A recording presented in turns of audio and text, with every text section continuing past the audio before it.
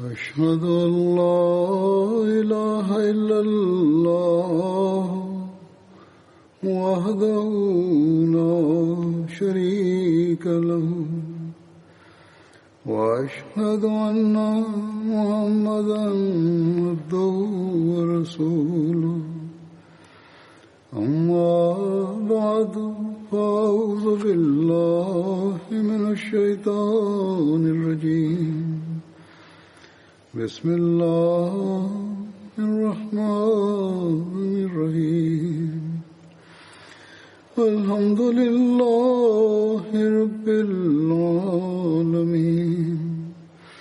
الرحمن الرحيم مالك يوم الدين إياك نعبد وإياك نستعين اهدنا الصراط المستقيم صراط الذين أنعمت عليهم غير المغضوب عليهم ولا الضالين.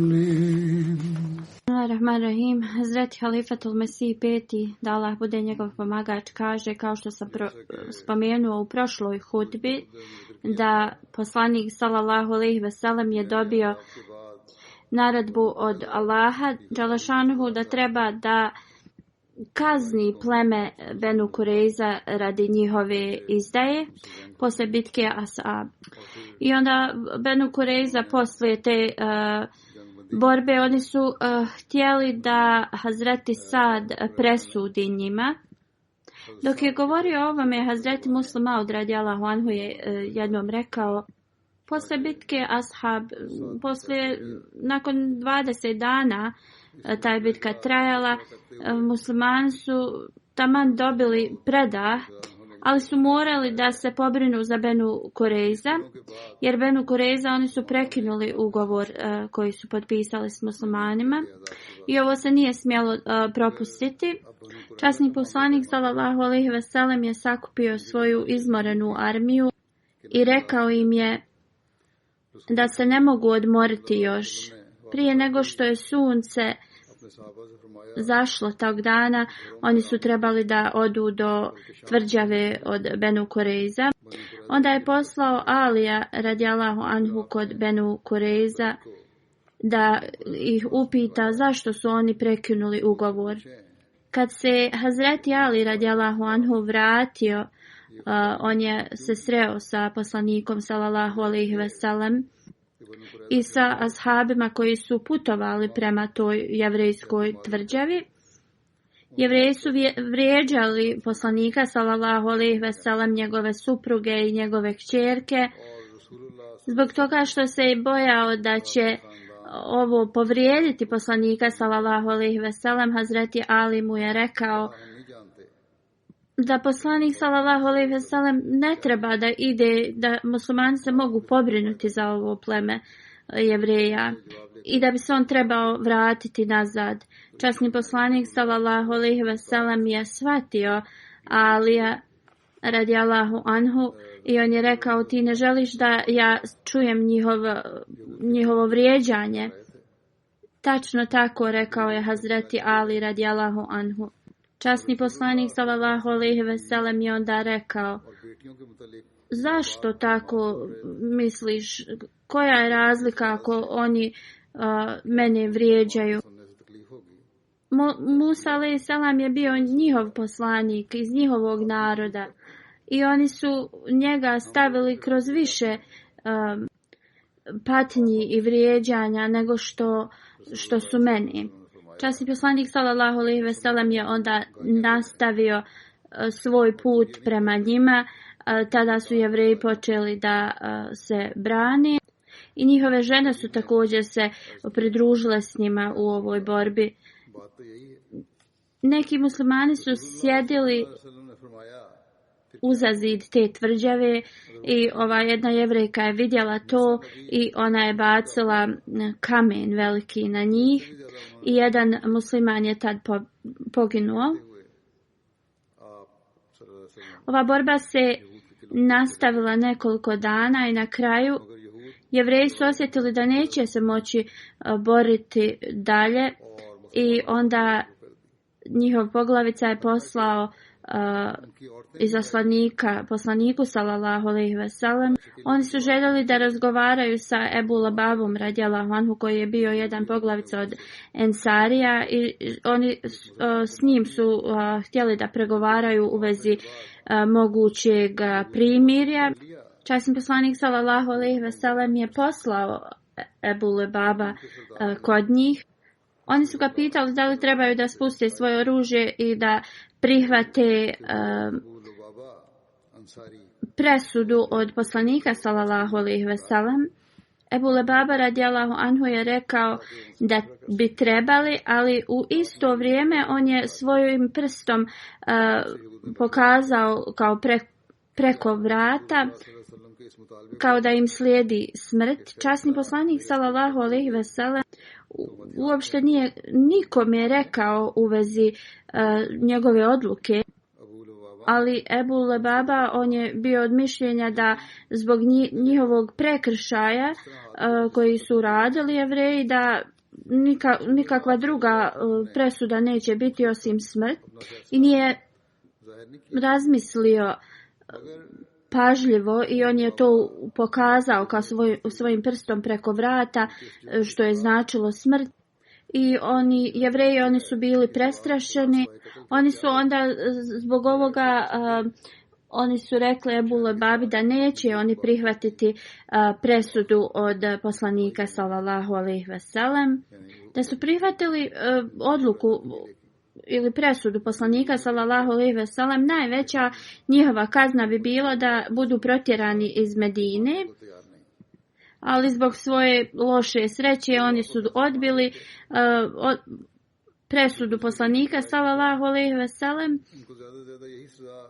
Umjesto poslanika sallallahu alejhi ve sellem oni su rekli da će prihvatiti presudu od Sad bin Muaz radijallahu anhu, koji je bio poglavica plemena Aus, i rekli su da će se složiti sa bilo kojom presudom koju on donese.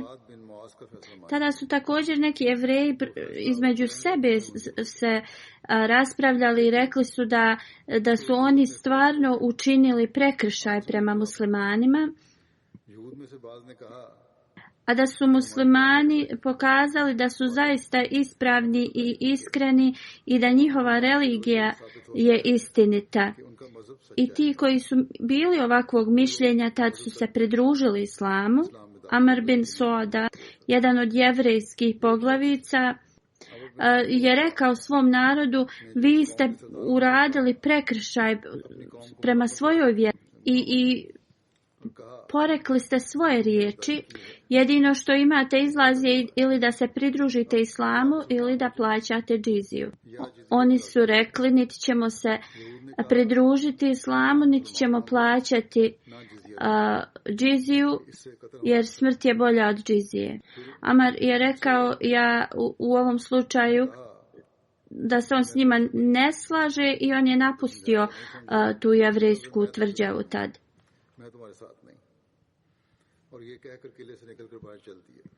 Kada je odlazio iz te tvrđave, ugledao ga je Muhammed bin Maslema radijallahu anhu, koji je bio komadant muslimanske armije. Upitao ga je ko je on.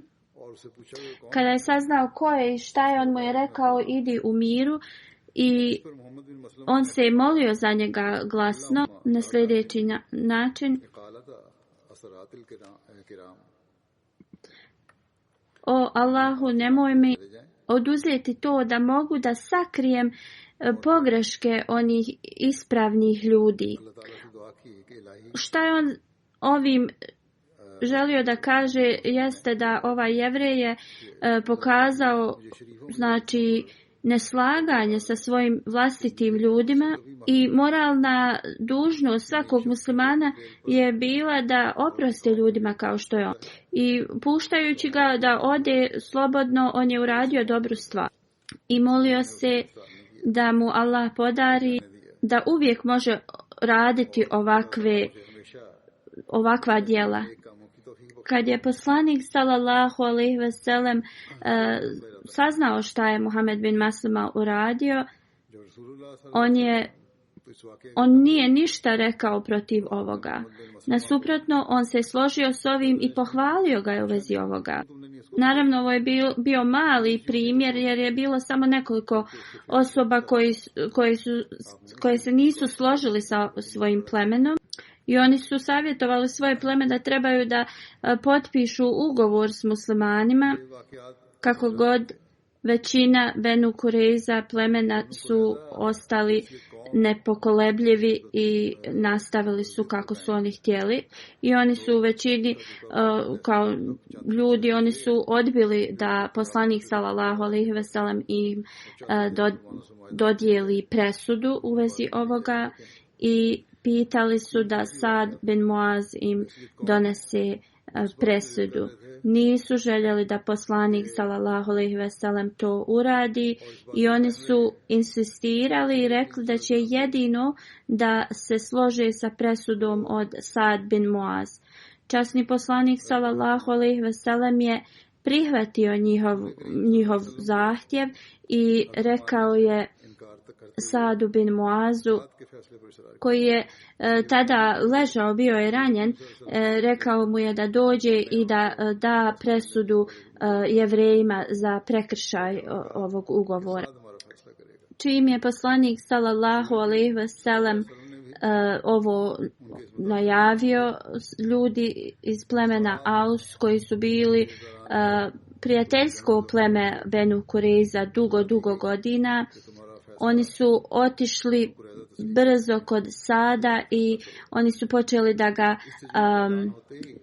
kao prisiljavaju ili obrću da on da presudu u korist Benu Kurejza plemena. Oni su rekli da Hazrač pleme je uvijek pokušavalo da sačuva svoje prijateljsko jevrejsko pleme i da je sada vrijeme i za Aus pleme da to uradi.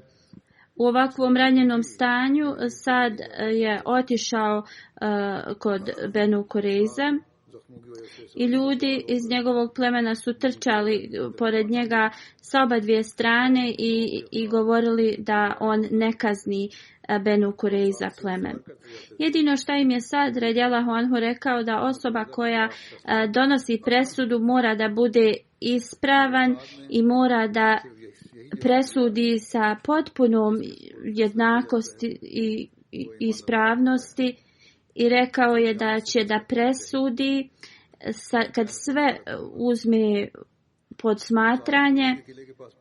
Kad je stigao u Benu Kurejza, on je našao Jevreje koji stoje uza zid svoje tvrđave, čekali su na njega, a s druge strane su bili muslimani. Sad radijallahu anhu se okrenuo prema muslimanima i rekao da li ćete prihvatiti moju presudu, oni su rekli da.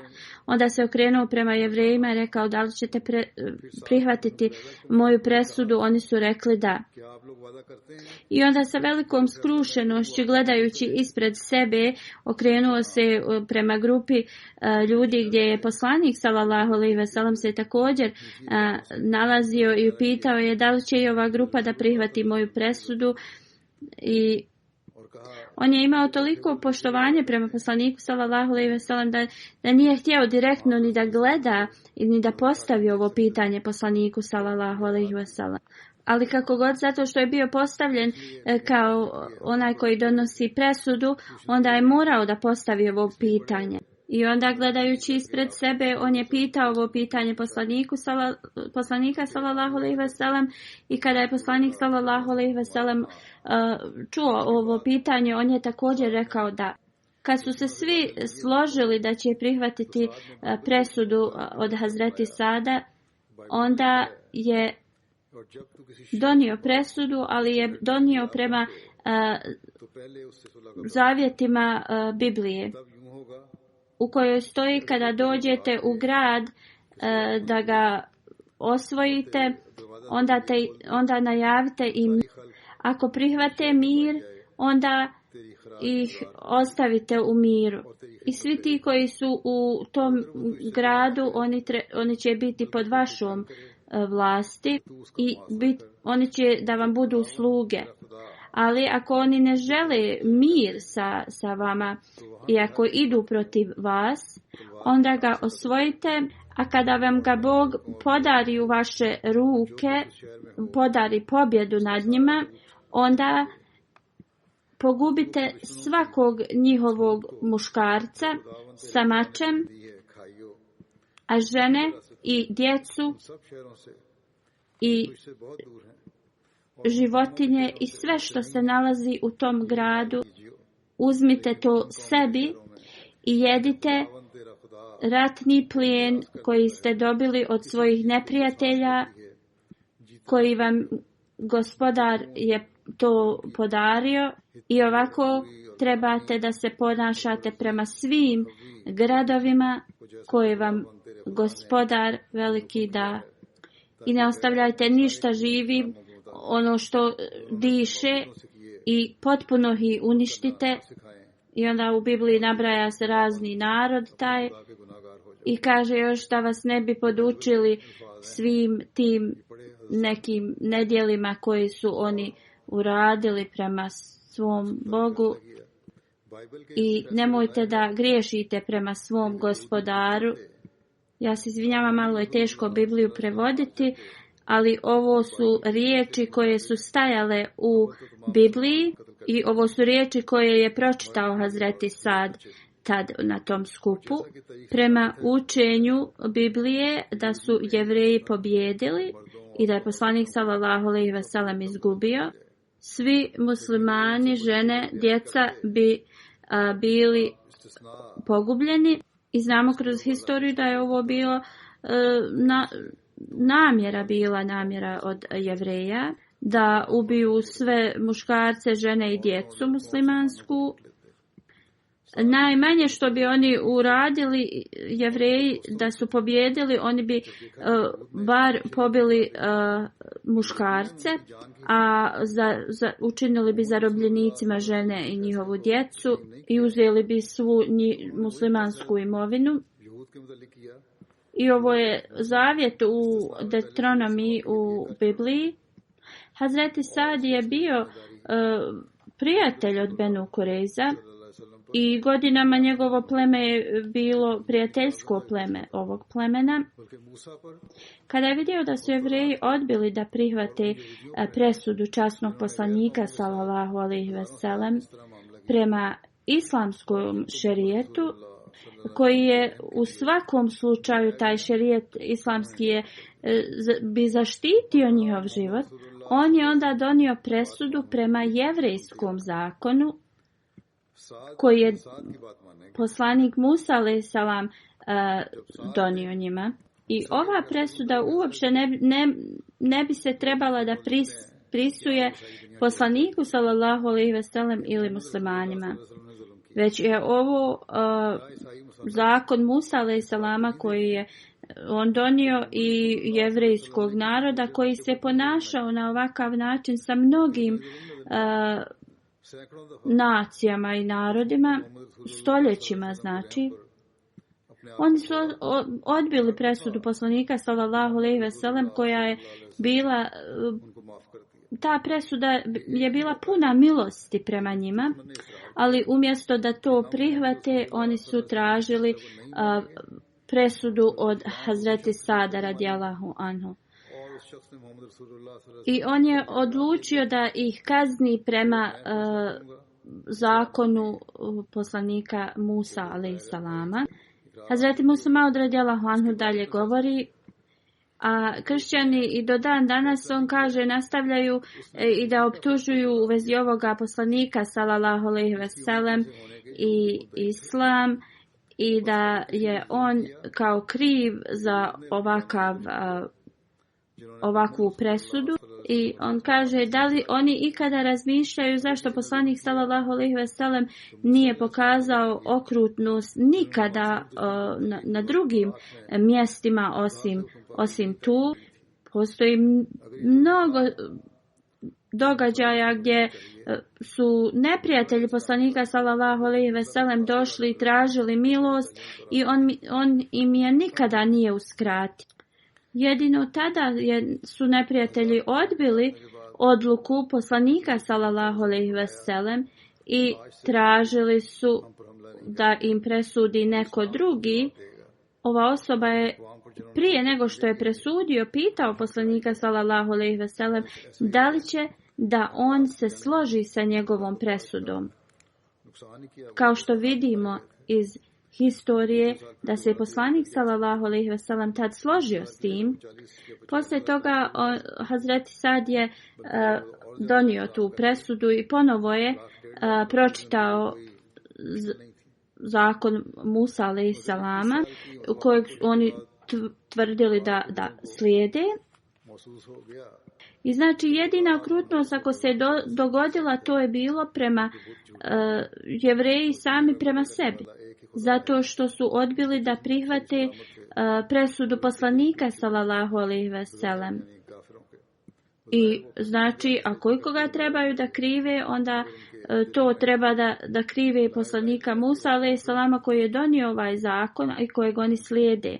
I onda ovi kršćani koji uvijek optužuju poslanika sallallahu alejhi ve sellem, oni onda trebaju da optužuju taj zakon koji je Musa alejhi salam donio ili da se žale Bogu od Musa alejhi salama koji je donio u Tevratu ovakvu presudu prema neprijateljima ili ovakvo naređenje.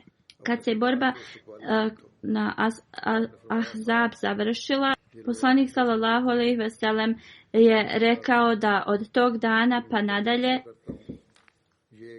idolopoklonici neće napasti muslimane. Umjesto toga islam će da odgovara ovim nasilnicima koji rade ovaj zločin protiv muslimana. I sada da će se strane okrenuti. U ovoj borbi muslimani nisu imali dosta žrtava, izgubili su nekoliko ljudi. 21 godinu, znači kako od postojanja islama neprijatelji su činili i pokušavali i davali sve od sebe da izbrišu islam sa zemaljske kugle. Ali kako su muslimani napredovali, neprijatelji su sve više i više gubili nadu i shvatali su da je Bog uz časnog poslanika sallallahu alejhi ve sellem i islam. Iako su oni i dalje nastavili da padaju ispred svojih idola, ali u njihovim srcima je jednostavno to počelo da postoji taj nemir i osjećaj da zaista samo ima jedan Bog, a to jeste Allah. Abu Sejd Hudri prenosi da nekoliko Jevreja iz te tvrđave je izašlo i da su oni bili spremni da prihvate presudu od Hazreti Sada. Poslanik sallallahu alejhi ve sellem je poslao po Hazreti Sada koji je bio ranjen i on je došao tu. On je jahao magarca i kada je stigao tu, poslanik sallallahu alejhi ve sellem je rekao: ustanite ispred onoga koji je najbolji od vas, ustanite i dočekajte svog vođu.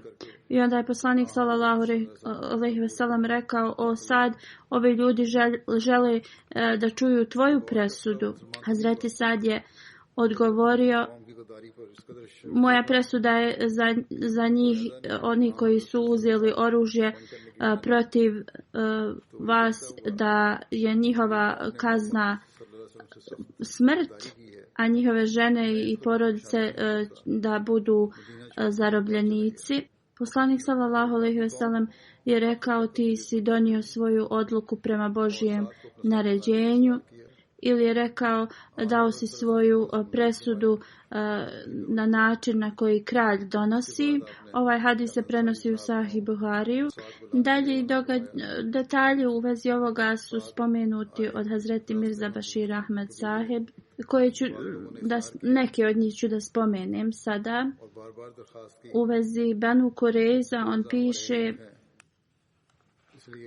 poslije borbe koja je trajala manje ili više od 20 dana, ovi Jevreji su se složili da izađu iz svoje tvrđave i da im bude presuđeno od čovjeka, iako je on godinama bio njihov prijatelj, plemena su im bila prijateljska, ali taj čovjek u svom srcu nije našao nimalo sažaljenja prema njima zbog njihovih loših zločina i dijela koji su radili. I on nije imao toliku milost kao čovjek koji je poslan ovome svijetu kao milost.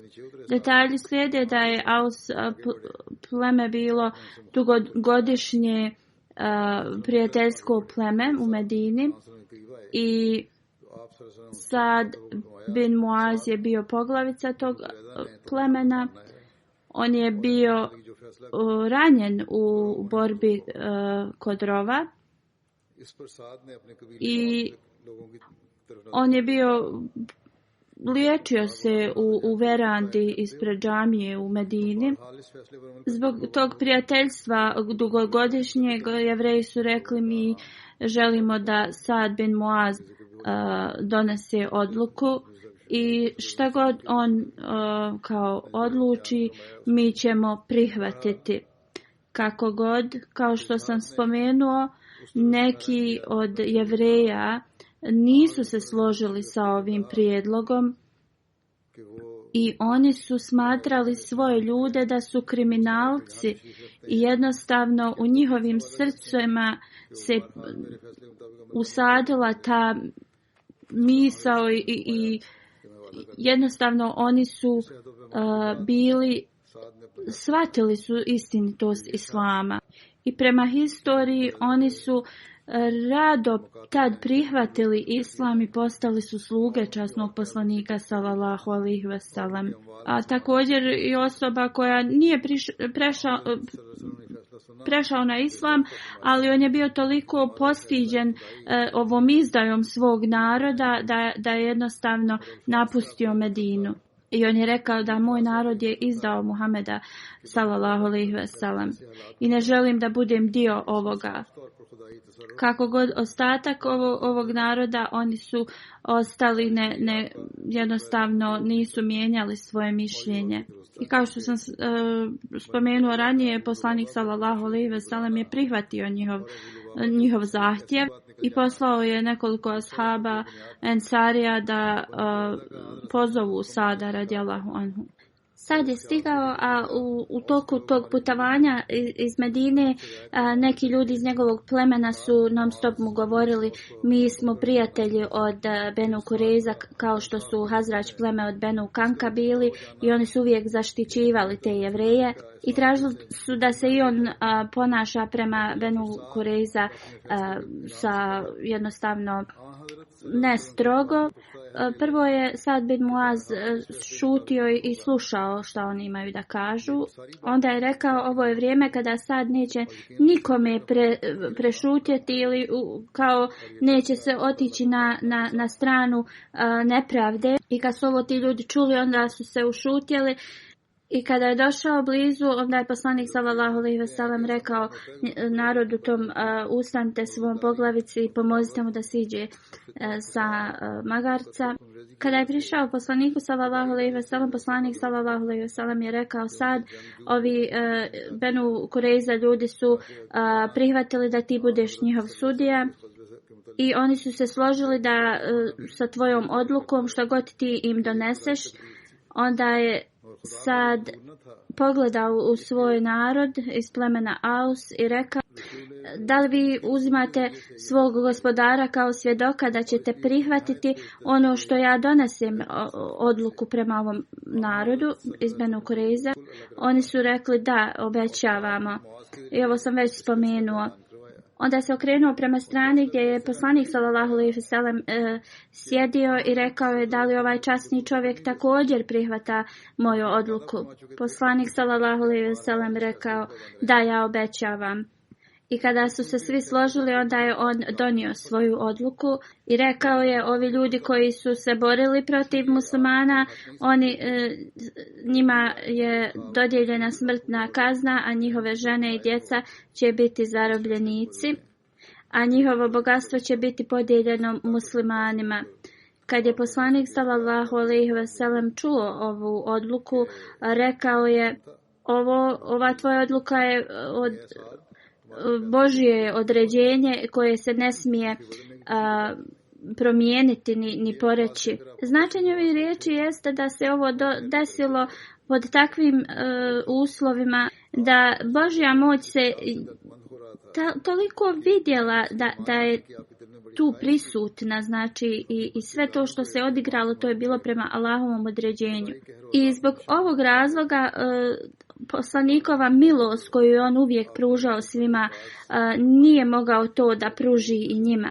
Ovo je zaista istina da oni Jevreji su tražili da dođe Ebu Lebaba i na način na koji je on njima rekao, i oni su odbili da poslanik sallallahu alejhi ve sellem bude sudija i presudni njima, i oni su mislili da će Aus pleme da se ponaša prema njima više blagonaklonjeno zbog dugog prijateljstva, i tražili su Sad bin Muaz da im presudi, ali on je bio ispravan čovjek i koji je tada jednostavno u njegovo srce se ulila ta odlučnost da on jednostavno uradi sve prema ispravnom i da im dodijeli kaznu koju su zaslužili i da uopšte se ne ponaša s njima kao prema dugotrajnim prijateljima.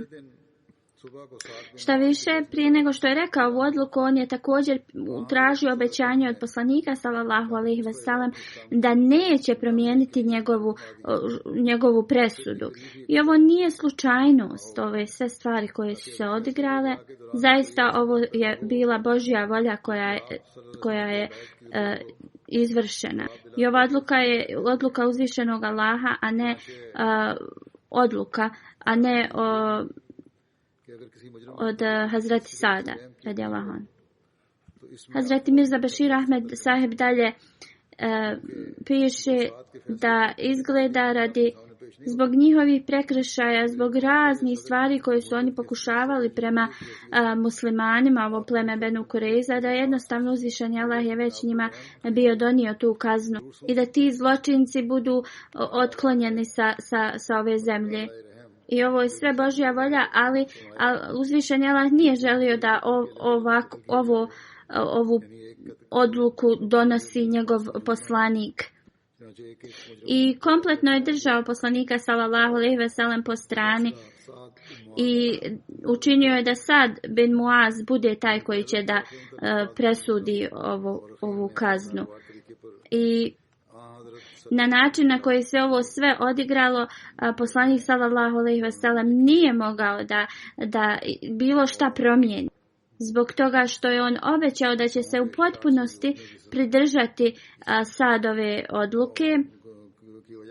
I iako je toliko poslanik sallallahu alejhi ve sellem bio blagonaklon i uvijek bio milostiv, ali ovo jednostavno tako se to desilo da on nije zbog svog obećanja mogao da promijeni tu odluku od Hazreti Sa. I tada je poslanik sallallahu alejhi ve sellem sasvim spontano izgovorio sljedeće riječi: o Sad, tvoja odluka izgleda kao Božja odluka koju niko nema moć da promijeni.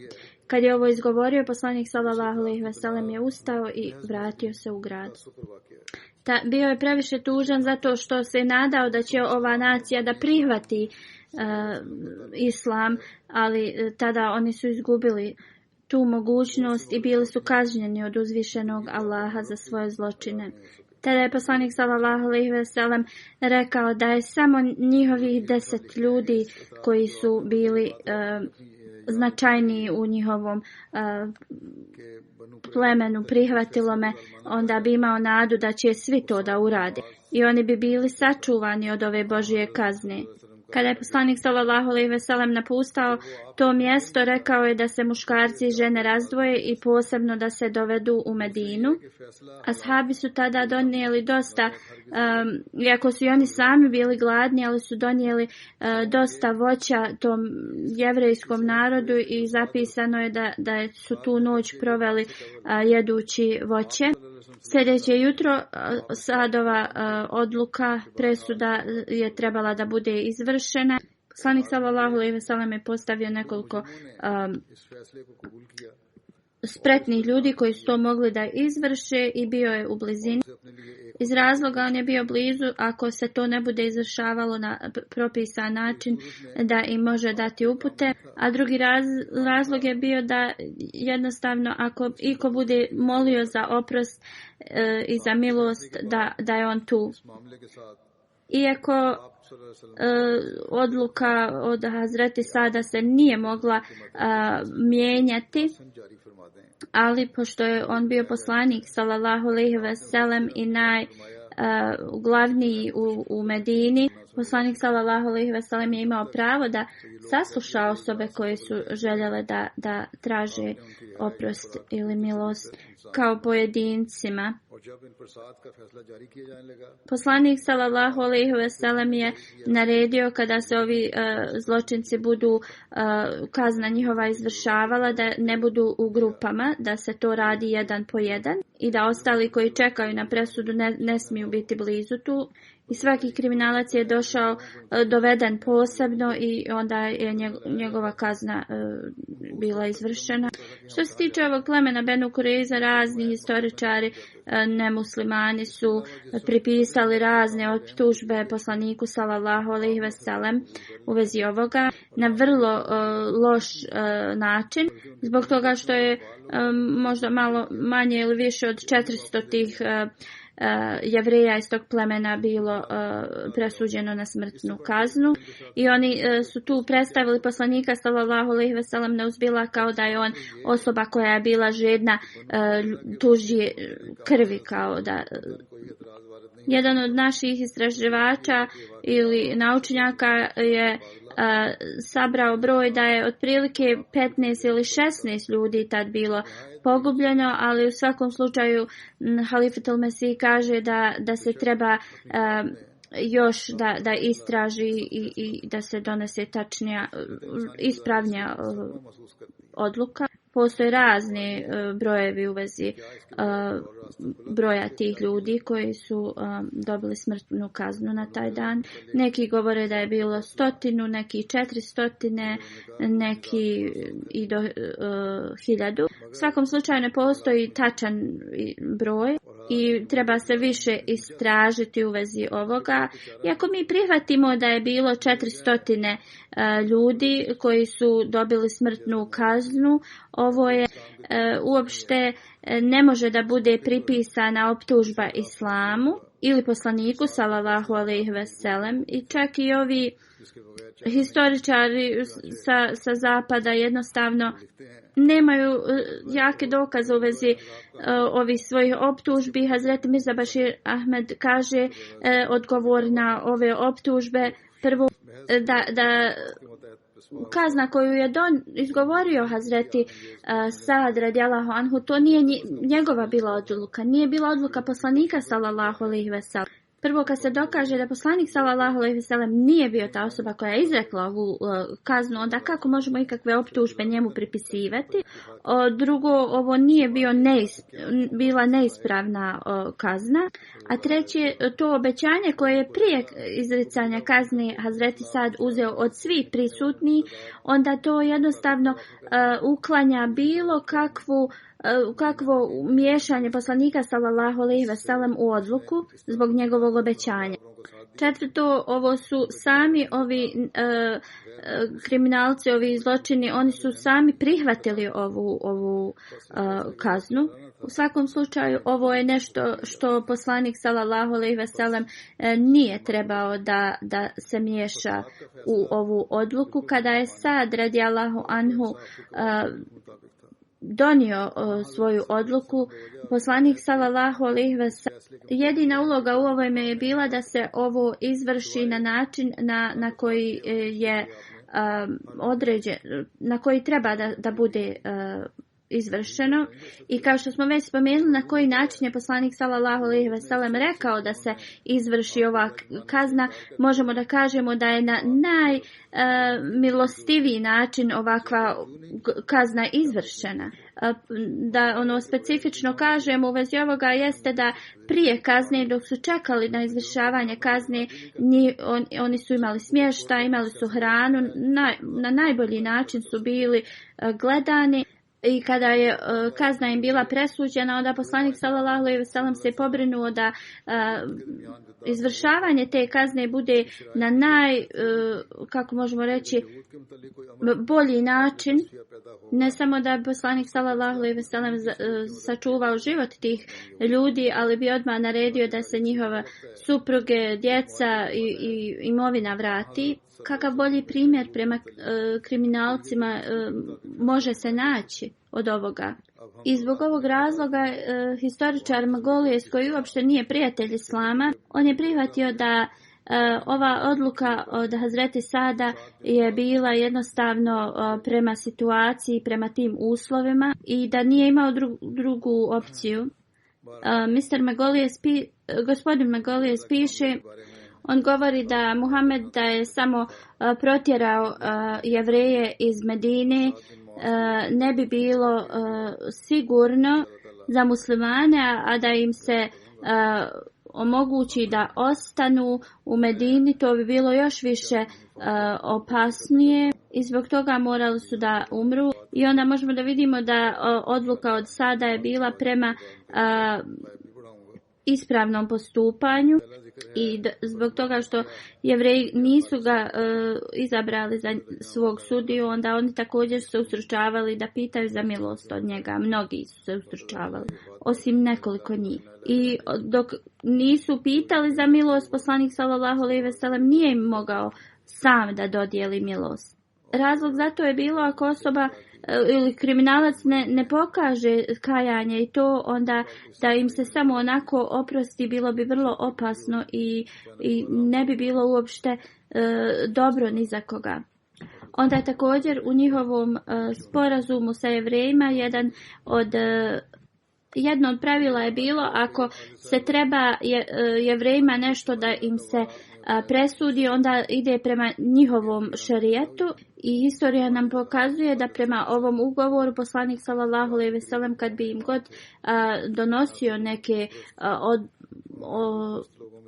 odluke ili presude, on bi to radio prema njihovom jevrejskom zakonu. Postoje još detalja u vezi Hazreti Sada koje ću ja, ako Bog da spomenem u budućnosti.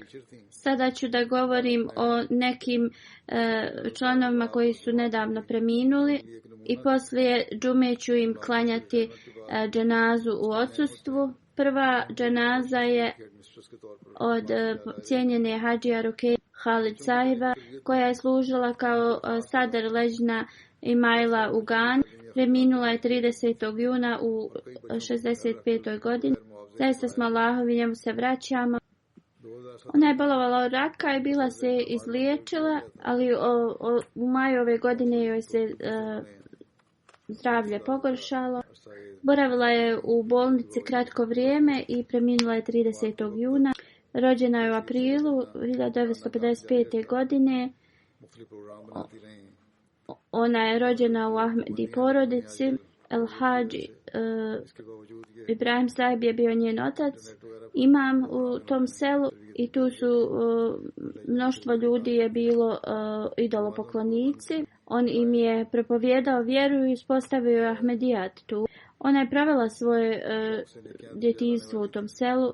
Ona je imala lijepo ponašanje, bila je vrlo kulturna žena sa velikim principima. Ona je bila profesorica i svima je, i što se tiče profesionalne struke i u džematu bila primjer. Kada se penzionisala, bila je glavna direktorica u Ahmedija školi.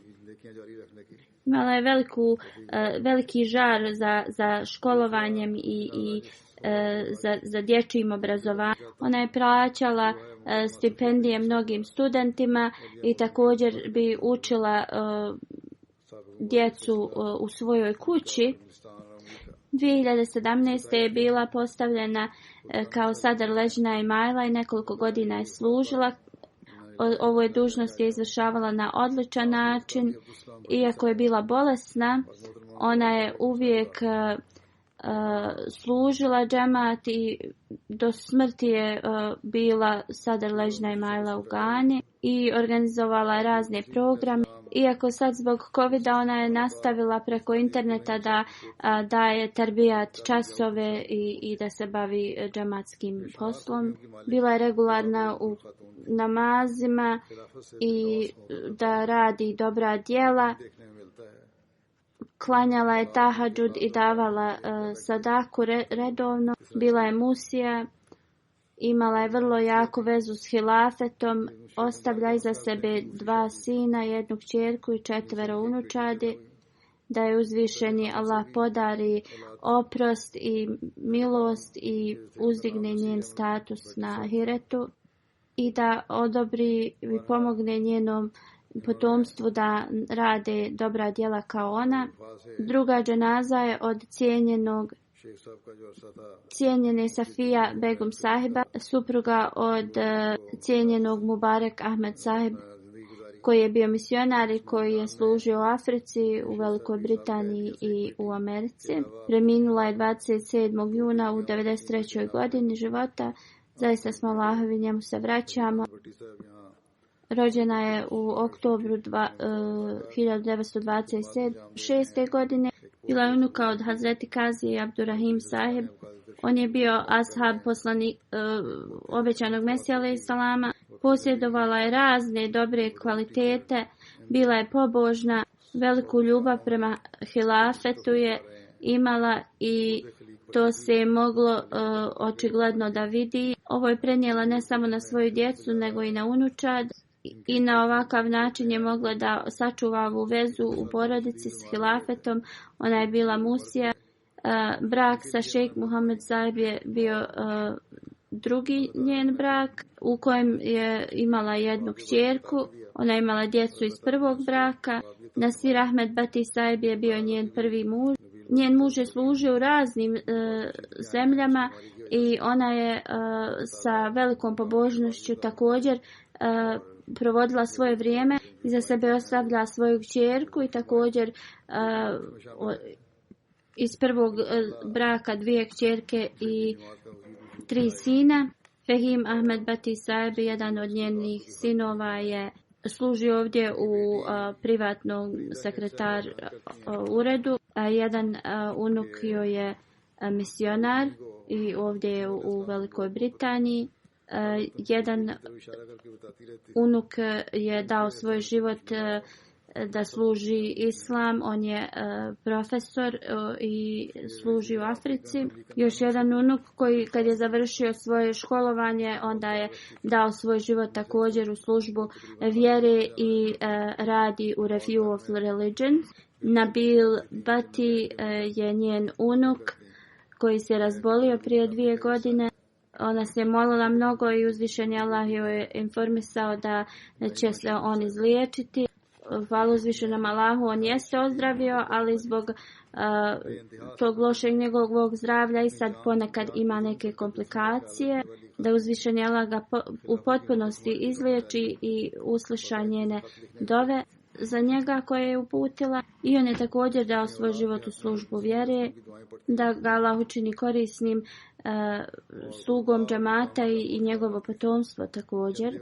Safija sahiba kćerka piše: moja majka imala veliku ljubav prema obećanom Mesiju alejhi salamu i često bi pokazivala njegovu sliku i rekla što god imamo je zbog njega i blagoslovi koji dolaze uz njega. Imala je vrlo blisku vezu sa sestrama koje afroamerikankama. Mnoge bi dolazile i posjećivale bi je skoro svaki dan i družile bi se na najbolji način u kuhinji i one bi tako razgovarale na vrlo opušten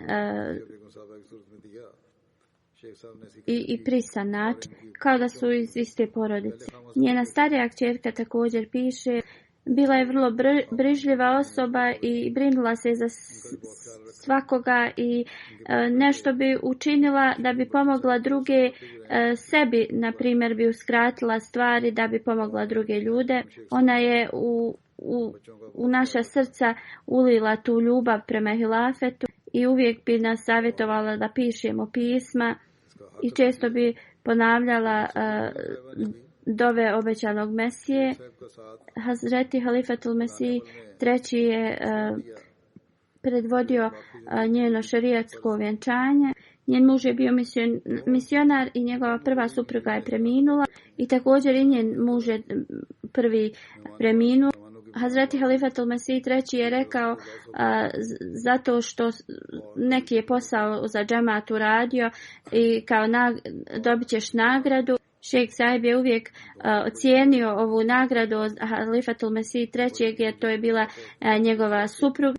On je se brinuo puno o njenoj djeci iz prvog braka. Njen muž je umro dok su njena djeca još bila vrlo mlada. Njen najstariji sin je također išao u školu na fakultet sa mnom, huzur kaže.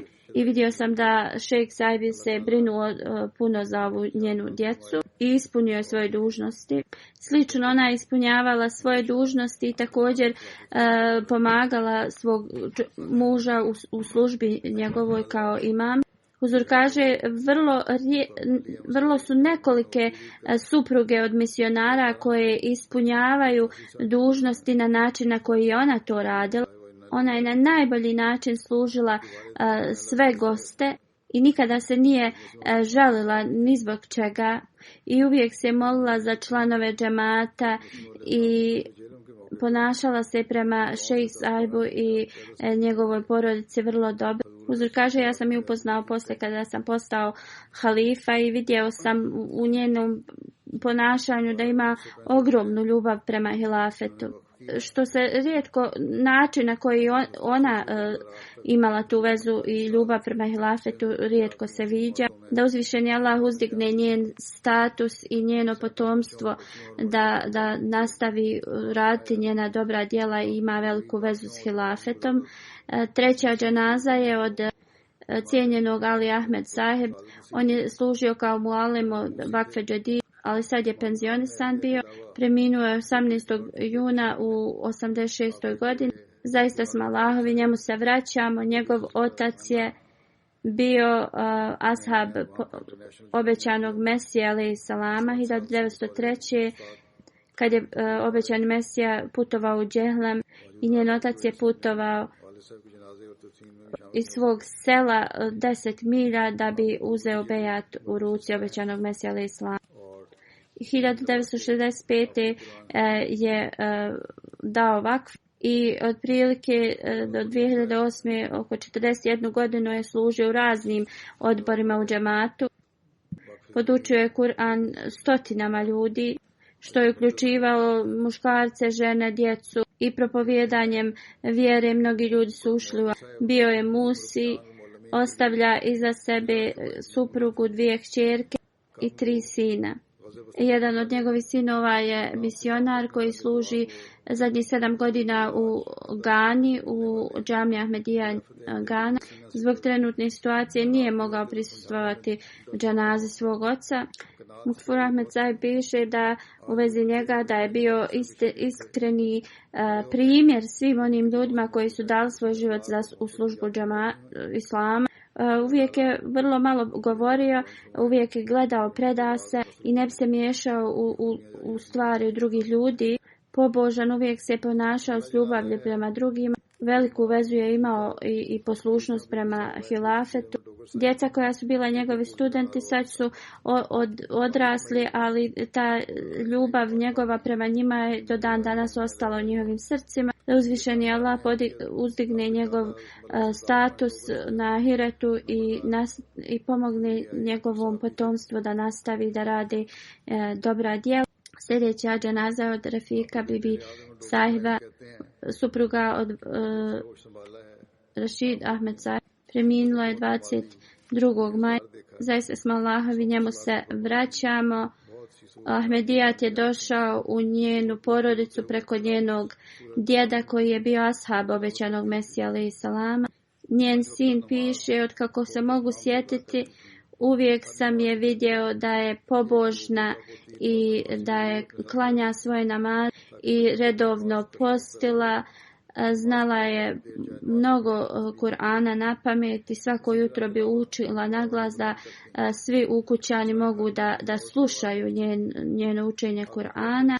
Kada bi prerađivala mlijeko, učila bi suratul Gabur. Kada bi klanjala, uvijek bi unučad oko sebe da klanjaju sa njom, tako da bi oni stekli naviku da klanjaju namaze. Poslije namaza bi sjedila dugo i učila tesbih. Znala je mnogo sura na pamet.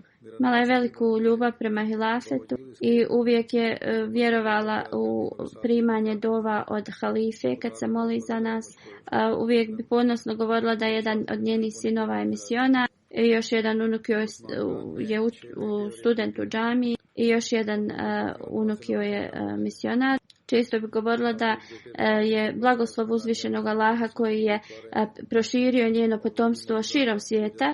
Iza sebe ostavlja 6 sinova, 1 kćerku i mnoga unučad. Jedan od njenih sinova služi u Tanzaniji kao misionar i zbog trenutne situacije i zbog njegovih obaveza nije mogao da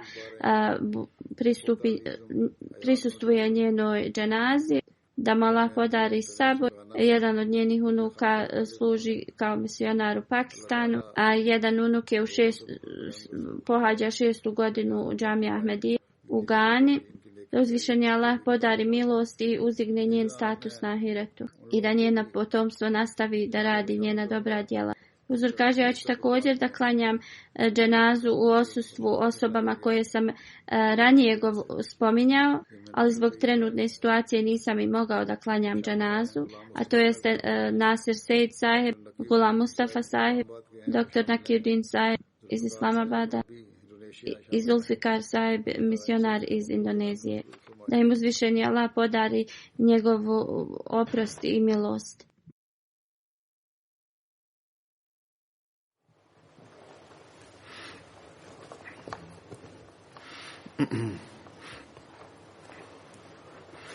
Alhamdulillah, nahmaduhu wa nasta'inuhu wa nastaghfiruhu wa nu'minu bihi wa natawakkalu alayhi wa na'udhu billahi min shururi anfusina wa min sayyiati a'malina. من يهده الله فلا مضل له ومن يضلل فلا هادي له ونشهد أن لا إله إلا الله ونشهد أن محمدا عبده ورسوله. عباد الله رحمكم الله، إن الله يأمر بالعدل والإحسان وإيتاء ذي القربى وينهى عن الفحشاء والمنكر والبغي يعظكم لعلكم تذكرون. اذكروا الله يذكركم وادعوه يستجب لكم ولذكر الله أكبر.